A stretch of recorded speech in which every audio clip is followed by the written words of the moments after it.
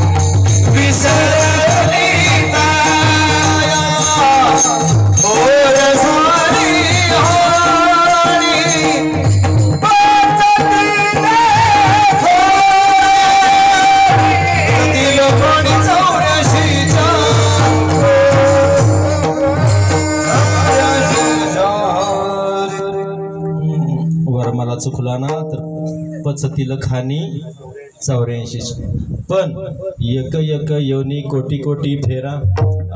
डुकराच्या जन्माला आपण जाऊन आलोय पाठीमागे बरं का, पण आता ज्याच्यासाठी भगवंताने जन्माला घातलंय काहीतरी वेगळं दिलंय ना तुम्हाला। एवढा विचार करायला वेळ कोणाला? हे दिलंय ना, हे काहीतरी वेगळे पण दिलंय आम्हाला, तुम्हाला आम्हाला काहीतरी वेगळं पण दिलंय।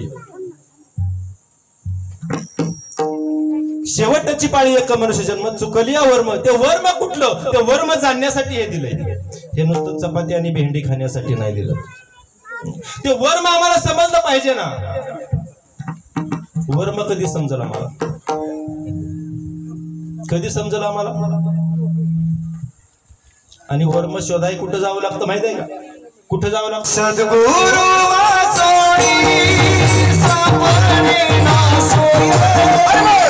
सद्गुरु सापडे ना सोय, हरावे ते पाय आधी आधी, हरावे ते पाय आधी आधी। सद्गुरु सापडे ना सोय, सद्गुरु सापडे ना सोय,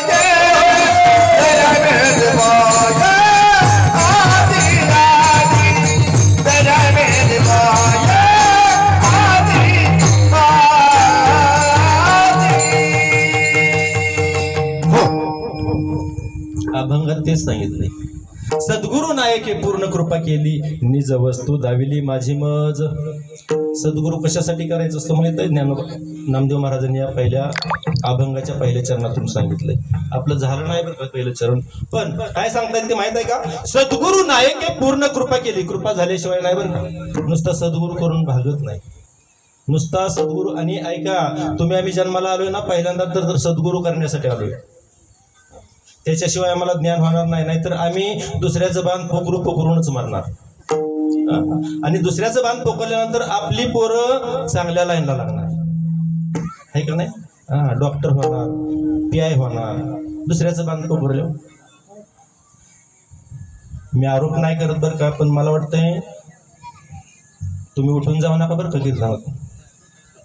मला वाटतंय चांगला माणूस शोधून सुद्धा सापडायचा नाही, म्हणजे माझ्या सहित बरं का। तुम्ही म्हणाल महाराज तुम्ही अगदी काय लय चांगला म्हणजे दिसायला नाही बरं का, दिसायला नाही चांगला। मला एक समजतं की माणूस स्वतःला हुशार समजतो, बुद्धिमान समजतो, सुशिक्षित समजतो। आधुनिक काळात त्यानं बरेचसे शोध लावले पण तो मला वाटतं प्रगतीकडे नाही, तो अधोगतीकडे त्याची वाटचाल आहे. ठीक आहे. कुठं आहे त्याची पद्धत आहे ना, ती अधोगतीकडे चाललेली आहे. अधोगतीकडे मी सांगायची वेगळं काही गरज नाही. तुम्ही आम्ही सगळ्या गोष्टी त्याच्यामध्येच आमची वाटचाल आहे. मला सांगा, एक गोष्ट सांगावं मंडळी, आपण देवाची भक्ती न करणारा माणूस एकही नाही. काही एखादा अजिबात नाही. प्रत्येकाचं मंदिरासमोर गेल्यानंतर हात जोडले जातात.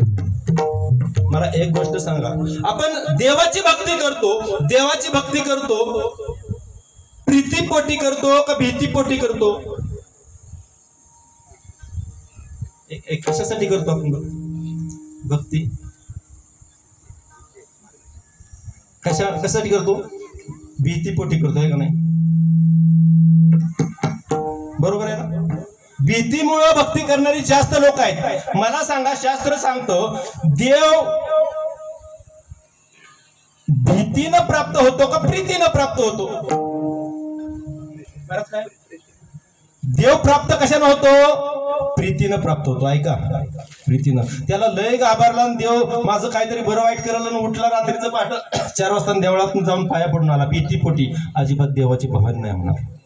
परंतु त्याच्यामध्ये स्वतःमध्ये जर त्यानं बदल केला आणि तो प्रीतीनं प्रेमाने जर त्या देवापाशी गेला ना, तर निश्चित एक दिवस देवाची भेट झाल्याशिवाय राहणार नाही. परंतु आम्ही प्रीतीनं देव भक्ती करत नाही दादा, हो भीतीनं करतो.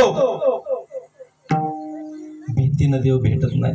आणि आमची पद्धत भीतीनंच आहे. देवाकडे हात जोडतो ना आम्ही, तर भीतीनं. नको, देवानं आमच्याकडे काय जर बरं वाईट बघितलं तर आमचं गोल गोल झाल्याशिवाय राहणार नाही, आहे का नाही? नाहीतर आमचं चांगलं तरी कुठं आहे? हे चांगलं कुणाचंच नाही तर का? मी मगाशी सांगितलं सुरुवातीला, सावधान. देवाला भिवू नका, माणसांना भिवू नका, शत्रूला भिवू नका, कुणालाही भिवू नका दादा हो. एकाच गोष्टीला घाबरा. कुठल्या गोष्टीला? आपल्या कर्माला घाबरा.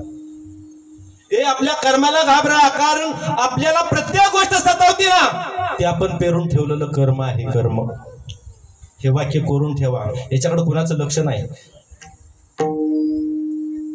केले कर्म झाले त्याची भोगाले, उपजले मेले ऐसे कीर्ती, उपजले मेले ऐसे कीर्ती. केले कर्म झाले त्याची भोगाले, उपजले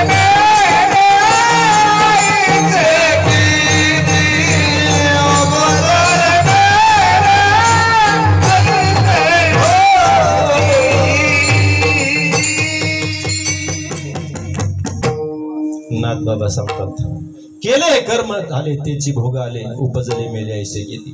आपल्याला जिथं जिथं त्रास होतो, जिथं जिथं संकट होतात ना, त्याची पेरणी आपण केली महाराज. दुसऱ्यांनी कोणी केलेली नाही, त्याची पेरणी आपण स्वतः केलेली आहे. त्याला बघूनच घेऊन म्हणतो, त्याला दाखवतोच, त्याला बघतोच, त्याचं पिकच कसं येतंय बघतो, ते अजिबात नाही. ही आपली पेरणी आहे, ही आपली आहे ना पेरणी. ऐका, कान उघडून ऐका. एक दुसऱ्याविषयी एक जरी गोष्ट आपल्या नुसती मनात आली ना, वाईट एकच गोष्ट मनात आली ना, किरकोळ असू दे, किरकोळ, त्याची परतफेड देव करून घेतल्याशिवाय राहत नाही. आलं लक्षात? बदल काय करायचा आपल्याला? बदल काय करायचा? आपलं मनच इतकं पापी झालंय की आम्हाला दुसऱ्यांचं खुनाचंच कधी बरं वाटत नाही. आणि आपलं कसं बरं होईल? आम्ही पेरणीच एवढी चांगली केली आहे का नाही? किती चांगली पेरणी केली आम्ही, आणि मग आम्हाला दिवस चांगलं कसं येतील? अजिबात येणार नाही. पण लेट पडण्याचं कारण तरी काय?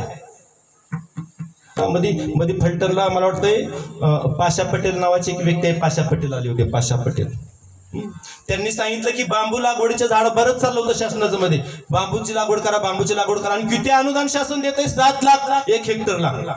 तुम्हाला माहित नसतं तर मी दौंडी समजा, एका हेक्टरला 2.5 एकराला 7 लाख रुपये अनुदान आहे. पण बांबू कुणी लावलंच नाही, अजिबात नाही लावलं. कशासाठी बरं? हे शासन अनुदान देत आहे, बांबू लावाय सांगताय शासनासाठी का जनतेसाठी? कोणासाठी? जनतेसाठी तुम्ही म्हणाल त्याचे काही कपडे तयार करायचे तर घालायचे नाही. कोरोनाच्या काळात एका गोष्टीचा अनुभव आला आम्हाला बाबा, एक गोष्ट आम्हाला एवढी कमी पडली